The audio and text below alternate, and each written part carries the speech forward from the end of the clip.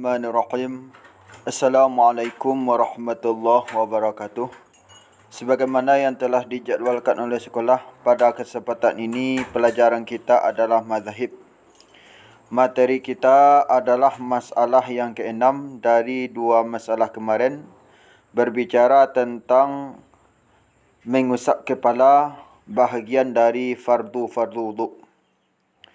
Bismillahirrahmanirrahim.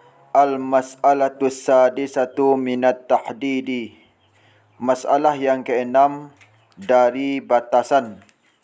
Ittafaqal ulama'u ala anna mashar ra'si min furudil wudu'i. Telah sepakat ulama fikih atas bahwasanya mengusap kepala adalah bahagian dari fardu-fardu wudu'. Jadi ulama fikih telah sepakat bahwasanya mengusap kepala di saat berwuduk adalah bahagian dari fardu-fardu wuduk. Waqtalafu fil qadri al-mujzi'i minhu. Dan telah berbeza pendapat mereka ulama fikih tentang ukuran yang mencukupi darinya mengusap kepala saat wuduk. Artinya ulama fikih sepakat bahawa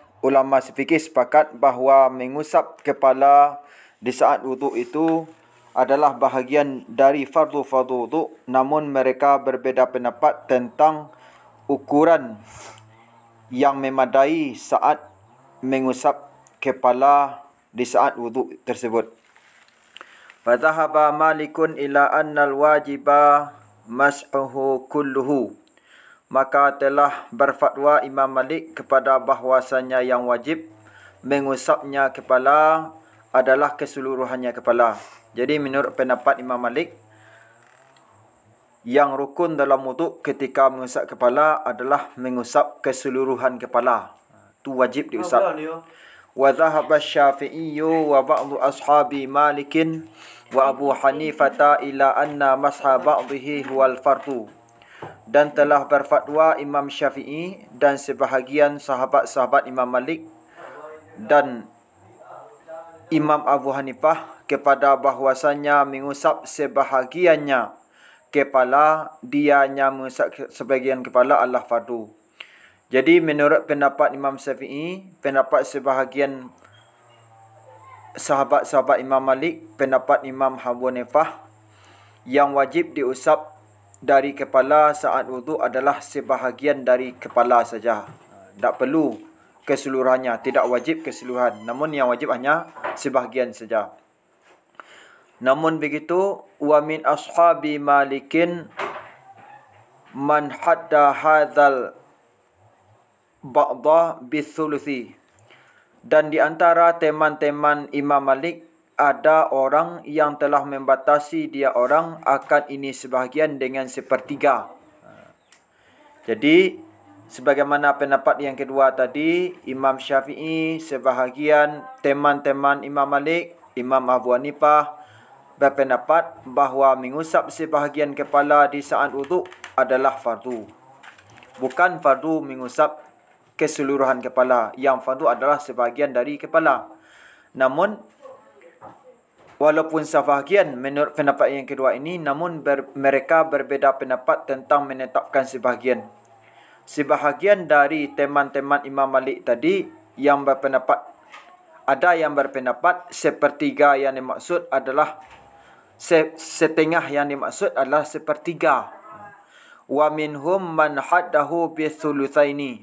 Dan di antara mereka sahabat-sahabat Imam Malik ada orang yang telah membatasi dia orang akannya sebahagian itu dengan 2/3.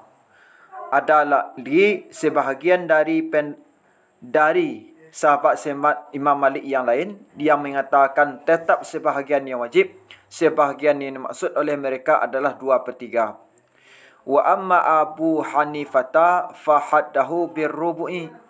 Dan adapun Imam Abu Hanifah, maka telah membatasi dia Imam Abu Hanifah akannya sebahagian itu dengan 1/4.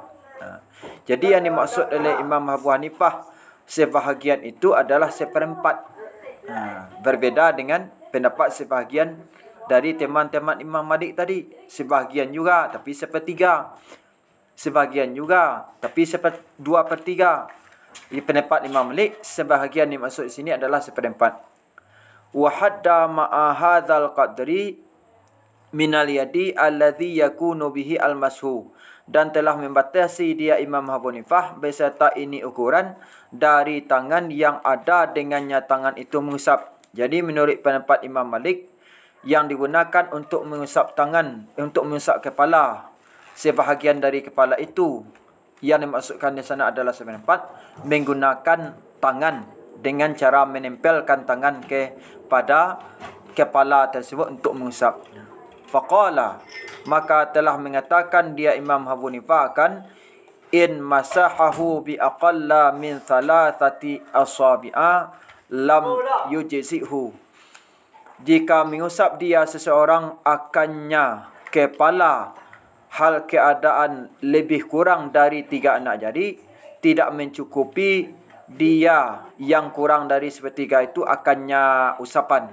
Artinya, kalau yang digunakan untuk mengusap itu adalah tangan, yang diusap adalah 1/4, maka tidak boleh anak jari dari tangan yang digunakan itu kurang daripada 3 anak jari. Harus lebih dari 3 anak jari. Wa amma Syafi'iyyu falam yahudda fil masihi wala fil mamsuhi haddan.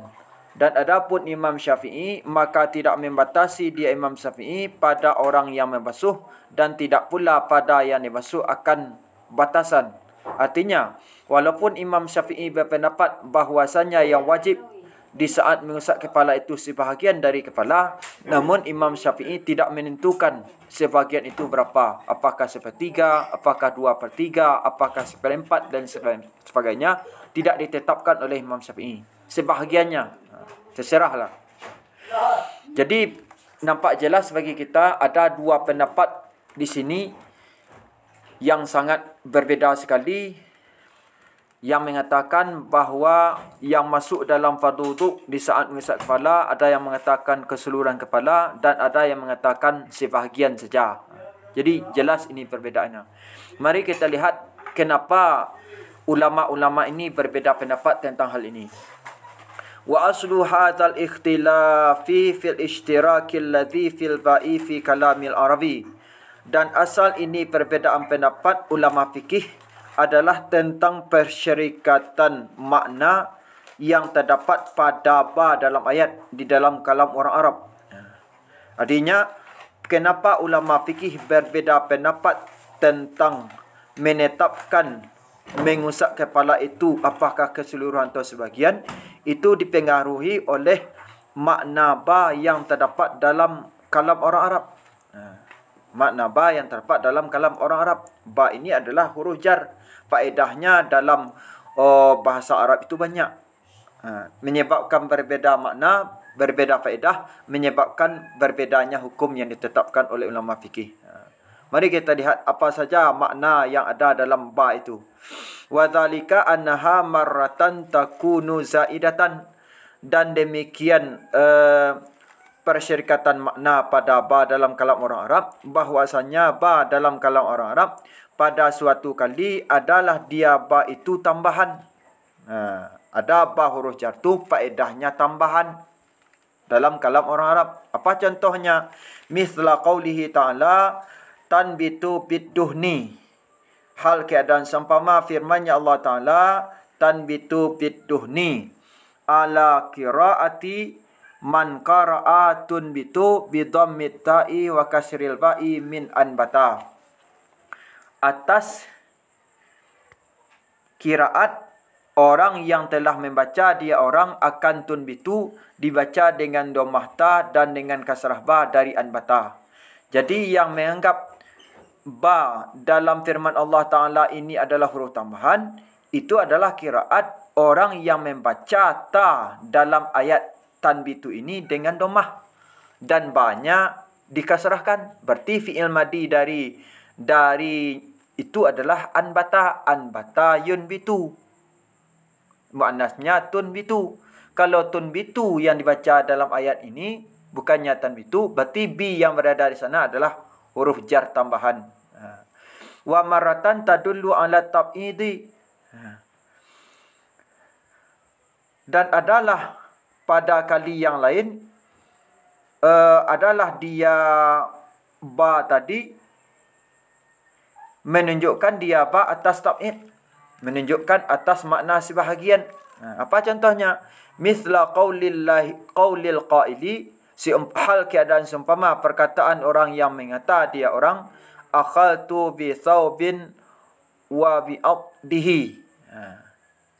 Jadi dalam contoh ini ba yang berada di sana iaitu huruf jar bi thawbin, ya kan? Faedahnya adalah sebahagian, bukan lagi tambahan sebagaimana yang kita lihat dalam firman Allah Taala ini. Wala makna li ingkari hadza fi kalamil arabi, dan tidak ada makna untuk mengingkari ini dalam kalam orang Arab. Tak ada pula alasan kita untuk mengingkari bahwasanya ba itu dalam bahasa Arab memfaedahkan tab'id. Ada memfaedahkan tab'id, ada memfaedahkan tambahan. Kalau memfaedahkan tambahan seperti ayat tadi, kalau memfaedahkan tab'id seperti perkataan orang yang mengatakan ini, semuanya ada dalil kan? Ini kaunal ba'i mu'adhatan, artinya aku bermaksud akan keadaan ba itu tab'id. Siapa yang mengatakan ba itu memfaedahkan tab'id dalam kalam orang Arab? Wa huwa qaulul kufiyina minan nahwiyina, dan dianya pendapat yang mengatakan ba itu tab'id adalah pendapat ulama-ulama Kufah dari kalangan ahli-ahli nahwu. Itu dia. Jadi menurut pendapat ulama Kufah, ba itu memfaedahkan tab'id, memfaedahkan sebahagian, di mana faedah ini diambil dari perkataan orang Arab juga. Kita lanjutkan. Faman ra'aha zaidatan aujaba masahar ra'sa kullahu, maka ahli fikih yang telah berpendapat dia ahli fikih akannya ba dalam ayat famsahu bi ru'usikum. Ya, kalau kita lihat famsahu bi ru'usikum ini adalah firman Allah Taala yang terdapat dalam surah Al-Maidah ayat 6 yang memerintahkan kepada kita wajib mengusap kepala dalam wuduk. Famsahu bi ru'usikum, maka usaplah oleh kamu akan kepala kamu. Jadi ada ba di sana. Ba yang berada di sana bagi ahli fikih ada yang mengatakan ba di sana adalah tambahan. Kalau ahli fikih memandang ba di sana adalah huruf jar tambahan, berarti dia memahami bahwasanya kepala yang wajib diusap itu adalah keseluruhan kepala. Jadi begini, famsahu bi ru'usikum, maka usaplah oleh kamu akan kepala kamu. Berapa kepala? Semua kepala yang diusap. Karena huruf jar yang berada di sana adalah huruf jar tambahan. Wa makna zaidati hahuna kaunuha muakkadatun, dan makna tambahan di sini keadaannya tambahan itu taukid. Artinya ba yang berada di famsahu bi ru'usikum itu yang kita katakan tadi adalah tambahan, faedahnya adalah untuk penguat. Penguat bagaimana? Yang diusap dalam kepala itu keseluruhan kepala. Dikuatkan oleh bi, walaupun bi itu huruf tambahan. Tapi faedahnya untuk menguatkan keseluruhan kepala yang diusap, bukan sebahagiannya saja. Itu yang berpendapat ba itu adalah huruf tambahan. Wa man ra'aha mub'adatan aujaba ma sahabatihi, dan ahli fikih yang telah berpendapat dia ahli fikih akannya ba dalam ayat ini adalah akan tab'id, mewajibkan dia ahli fikih akan mengusap sebahagiannya kepala saja. Artinya kalau ahli fikih memahami ba yang berada dalam famsahu bi ru'usikum ini adalah tab'id, bukannya tambahan, berarti mereka mewajibkan untuk mengusap kepala itu sebahagiannya saja. Famsahu bi ru'usikum, maka usaplah oleh kamu akan sebahagian kepala kamu saja. Ya. Kemudian wa qad ihtajja man rajjaha hadzal mafhuma bi haditsil Mughirati, dan sungguh telah berargumen orang yang telah ahli fikih yang telah menguatkan dia ahli fikih akan ini yang dipahami dengan hadis Imam Mughirah.